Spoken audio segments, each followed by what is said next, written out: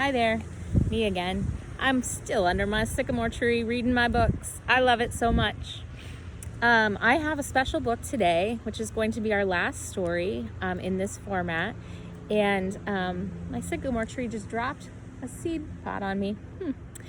This book is dedicated to another special teacher who is Renee. And Renee actually gave me this book back when we were just starting to have the idea to have a nature preschool. And so I thought it would be a great way to end our year, because some endings are just beginnings and some ideas are pretty powerful. So Renee, I want you to know that I really, really, really like teaching with you, and that I'm glad you're my friend. All right, so this book is called What Do You Do with an Idea? And it was written by Kobe Yamada and illustrated by May Beeson. One day, I had an idea. And look, they've represented the word idea with a golden egg with a crown on it. That's kind of an interesting way to think of an idea. What do you know about eggs? They're kind of small. They've got stuff inside. They can be really powerful, like a king. Or queen. Where did you come from? Why is it here? I wondered. What do you do with an idea? At first, I didn't think much of it. It just seemed kind of strange and fragile. I didn't know what to do with it, so I just walked away from it. I acted like it didn't belong to me.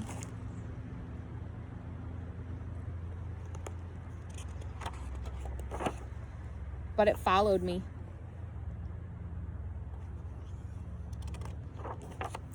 I worried what others would think.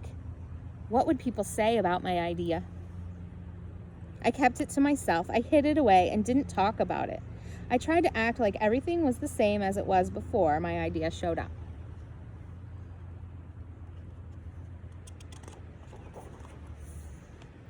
But there was something magical about my idea. I had to admit, I felt better and happier when it was around.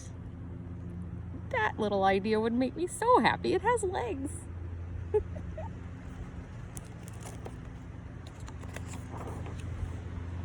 It wanted food. It wanted to play. Actually, it wanted a lot of attention.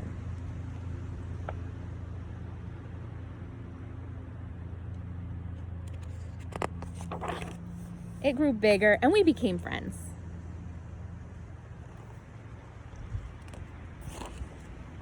I showed it to other people, even though I was afraid of what they would say. I was afraid that if people saw it, they would laugh at it.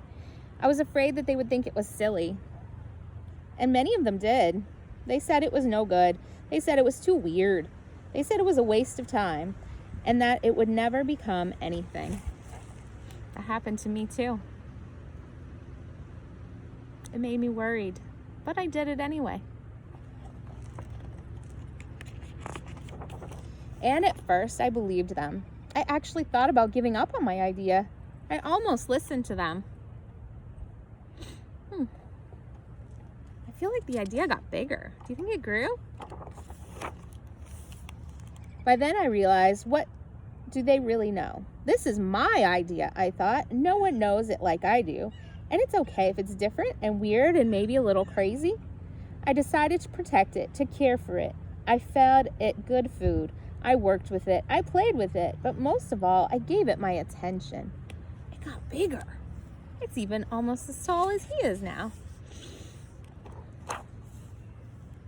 My idea grew and grew, and so did my love for it.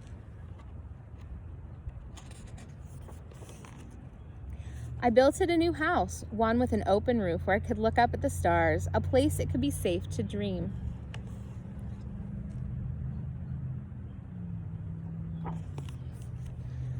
I liked being with my idea. It made me feel more alive, like I could do anything. It encouraged me to think big and then to think bigger. It shared its secrets with me. It showed me how to walk on my hands because, it said, it's no good to have the ability to see things differently. It is. Sometimes you can think differently and get new ideas. I couldn't imagine my life without it. That wind is helping me turn the page. Thank you, wind. Then one day, something amazing happened. My idea changed right before my very eyes. It spread its wings, took flight, and burst into the sky.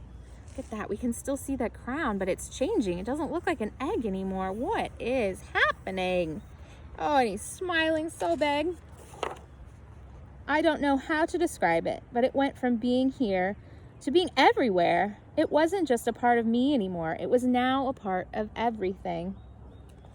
That's how the nature preschool happened. It was an idea, and then I invited more people into it, Sarah and Renee, and it got bigger and bigger, and now all of you are part of it.